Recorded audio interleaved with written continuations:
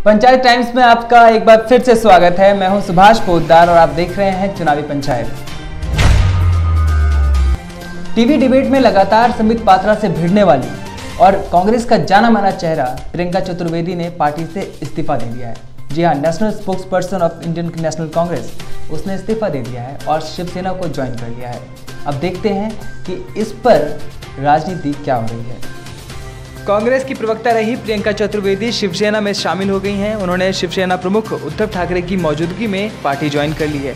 इस मौके पर उन्होंने कहा कि मुंबई में पली बड़ी हूं, पिछले कुछ दिनों से मुंबई से कट गई थी, लेकिन अब मैं वापस यहां जुड़ना चाहती हूं। मैंने लौटने का मन बनाया है, तो इस संगठन के अलावा कोई और संगठन ध्यान में नहीं आया।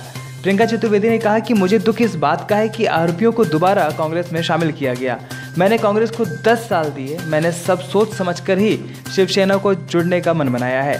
जहां भी पार्टी को मजबूत कर सकती हूं वहां काम करूंगी। मथुरा से टिकट मांगने के सवाल पर प्रियंका चतुर्वेदी ने कहा कि मैंने टिकट नहीं मांगा था, बल्कि वहां मेरे मामा का घर है, इस वजह से जुड़ाव है। जानती हूँ कि यहाँ से निकलने के बाद मेरे ट्विटर अकाउंट को नहीं छोड़ा जाएगा। जो भी मैंने टिप्पणियां दी हैं पास में वो खींची जाएंगी। मैं ये भी जानती हूँ कि मेरे मन को लेकर सवाल उठाए जाएंगे कि कैसे ये बदलाव आया, पर मैं ये कह सकती हूँ और आज इस मंच से टोटल कॉन्फिडेंस से कह सकती हूँ, मैंने सब सोचकर, सब समझकर और जानकर कि मेरी जिम्मेदारी में किसके प्रति है, किन मुद्दों के प्रति है, वो सब चुनकर और सोचकर समझकर मैंने शिवसेना में जुड़ने का मन बनाया है। कांग्रेस की तरफ से लगातार जिस तरह से सतपाल सिंह सत्ती को घेरा गया, उसके बाद सतपाल सिंह सत्ती ने एक बार फिर से राहुल गांधी के खिलाफ कुछ बोला है। राहुल गांधी के खिलाफ उन्होंने कहा है कि राहुल गांधी की तरफ से जो बयान दिया गया है कि सभी मोदी चोर हैं, ऐसा कहने पर वो पिछड़े वर्ग को ठेस पहुंचा रहे हैं, उनको नीचा दिखाने की कोशिश कर रहे हैं। सत्ती ने कहा कि राहुल ही नहीं बल्कि कांग्रेस के नेता और उनके सहयोगी भी यह कह रहे हैं कि समाज में सभी मोदी चोर हैं। उन्होंने कहा कि कांग्रेस ने सभी सीमाएं लांघते हुए समाज के पिछड़े समुदाय को अपशब्द कहा है। सत्ती ने गुरुवार को कहा कि प्रधानमंत्री नरेंद्र मोदी का कांग्रेस मुक्त भारत का सपना साकार होता देख कांग्रेस बौखलाहट में अनाप शनाप बयानबाजी कर रही है। दिन ब दिन अपशब्दों का प्रयोग कर देश में माहौल बिगाड़ने की कोशिश कर रही है।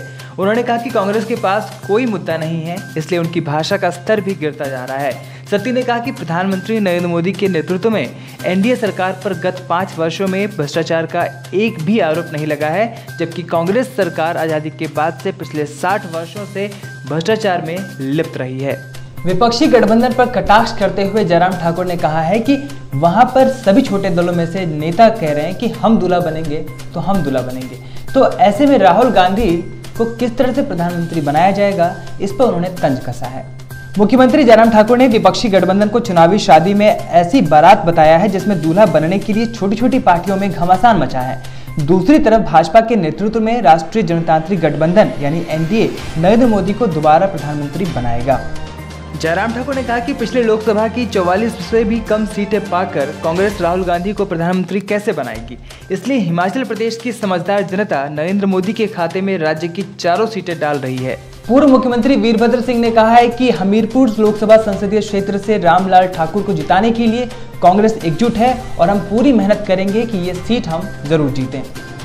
बीते गुरुवार को पूर्व मुख्यमंत्री वीरभद्र सिंह ने कहा कि हमीरपुर संसदीय क्षेत्र से रामलाल ठाकुर एक मजबूत प्रत्याशी हैं। कांग्रेस पार्टी इनको जिताने के लिए एकजुटता से कार्य करेगी। उन्होंने कहा कि कांग्रेस पार्टी इस दफा इस सीट को जीतने के लिए पूरा जोर लगाएगी। उन्होंने कहा कि हरोड़ी विधानसभा क्षेत्र में विधायक मुकेश अग्निहोत्री ने विकास के नए आयाम स्थापित किए हैं, जिसके चलते यहाँ पर कांग्रेस काफी मजबूत है। आम चुनाव के दूसरे चरण में 66% मतदान हुआ है। छोटी मोटी घटनाओं को अगर छोड़ दिया जाए तो इसे सफलतापूर्वक पूरा कर लिया गया है। आम चुनाव के दूसरे चरण में 11 राज्यों और 1 केंद्र शासित प्रदेश की 95 लोकसभा सीटों और ओडिशा की 35 सीटों में गुरुवार को 66% मतदान हुआ है। आयोग के अनुसार कुछ स्थानों पर देर तक वोटिंग होने के चलते अंतिम आंकड़े बढ़ सकते हैं। दिल्ली में उप चुनाव आयुक्त उमेश सिन्हा ने एक पत्रकार वार्ता में बताया कि आम चुनाव के दूसरे चरण में गुरुवार को 66% मतदान हुआ है। पिछली बार 2014 में 69.62% रहा था। कुछ स्थानों पर हिंसक घटनाओं को छोड़कर दूसरे चरण का मतदान लगभग शांतिपूर्ण रहा। हमीरपुर संसदीय क्षेत्र से चुनाव लड़ रहे सांसद अनुराग ठाकुर ने कहा कि कांग्रेस जो है वो डूबता जहाज है। इस वजह से उनके जो कार्यकर्ता हैं और नेता हैं वो जहाज को छोड़कर भाजपा की तरफ आ रहे हैं। कि जब कोई जहाज डूबता है तो उसके सवारियां जो है सबसे पहले वो छलांग मारना शुरू कर देती हैं, और कांग्रेस एक डूबता हुआ जहाज है। आज बड़ी तादाद में हिमाचल प्रदेश में, हमीरपुर में और देश भर में हजारों कांग्रेस के भाई और बहनों ने कांग्रेस के डूबते जहाज को छोड़कर भारतीय जनता पार्टी का दामन थामा है। चुनावी पंचायत में आज के लिए बस इतना ही। आप हमें फेसबुक, शेयर, ट्विटर, इंस्टाग्राम पर हमें फॉलो कर सकते हैं। इसके साथ ही आप शेयर और लाइक तो कर ही रहे हैं, इसे करते रहिए। नमस्कार।